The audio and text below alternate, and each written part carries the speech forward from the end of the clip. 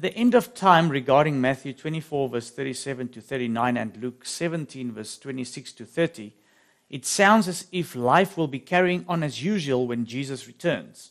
I'm having trouble wrapping my mind around this. How can life be carrying on as usual when plagues and calamities are happening as well as the death decree that will be enacted in the end? I know the main idea is to be spiritually prepared, and I know that you guys do not know each detail to every question. I'm just hoping for some insight into how these verses fit into the end time events and prophecy.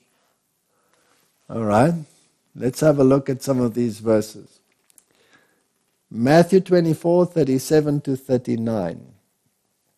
So these are the verses that he actually mentioned in the question, or she. But as the days of Noah were, so shall also the coming of the Son of Man be. For as in the days that were before the flood, they were eating and drinking, marrying and giving into marriage, until that day that Noah entered into the ark, and knew not until the flood came and took them all away, so shall also the coming of the Son of Man be. What this verse is telling us, in the essence, or what it is describing, is a certain form of normality. Now, is there anything wrong with eating and drinking? No. If you don't eat and drink, you die. All right? Marrying and giving into marriage, is there anything wrong with that? No. No. So why does the Bible mention this as specific things in the days of Noah? They were eating and drinking and marrying and giving into marriage. Obviously, they were doing this in excess. Or wrong, or not getting according to God's will. Right. So they were eating and drinking in excess. They were gluttonous.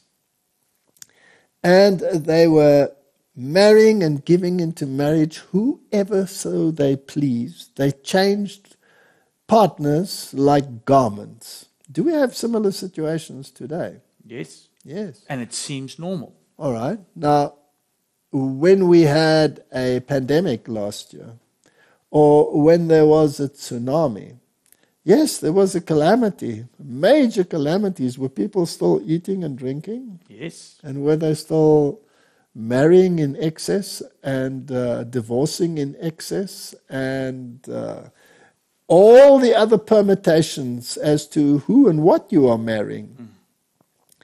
And this excess exists today. So this is the context in which we must see it.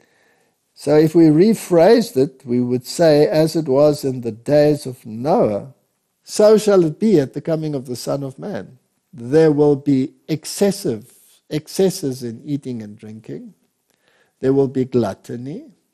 There will be starvation on the one hand and extreme luxury on the other hand. And there will be all kinds of abnormalities when it comes to human relations. And you see, this actually adds on to what we've been saying. Everything that's happening and will come, it's not going to be, oh, here it is now.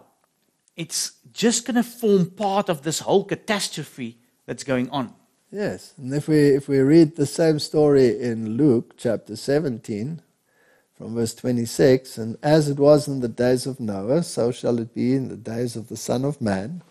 They did eat and they drank, they married wives, they were given in marriage until the day that Noah entered into the ark, and the flood came and destroyed them all.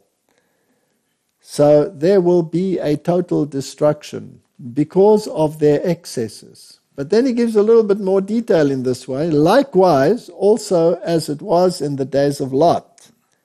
They did eat and they drank, they bought and they sold, they planted, they builded. But the same day that Lot went out of Sodom, it rained fire and brimstone from heaven and destroyed them all. So destruction is going to be total. Why would he mention Lot? Because there's another portion of apostasy that comes in there. There's an aspect there. In other words, they were so blasphemous and so licentious that they were even willing to violate angels. Yeah. How disgusting can you become? And they were so entrenched in earthly possessions. Yes. It sounds like some of the laws and legislations that we are getting in the world today. And, I'm almost scared that whatever they are saying will soon become compulsory. Then I will have to move to the poles and become a penguin. Even thus shall it be in the days when the Son of Man is revealed. So this has to do with excess. That is why it appears normal, but it's not. Now, if we put in another portion here, this time of Noah, is that before or while the last plagues are falling? Well, until the day that Noah entered into the ark. The day that Noah entered into the ark is the close of probation. So typically, that is when the plagues will start falling. Correct. So this time is actually showing to right now. Yes. We are living in this time just before Noah enters into the ark. Now, what is the antitypical ark? The church. The church. Which one? Those that keep to the commandments of God and have the faith of Jesus.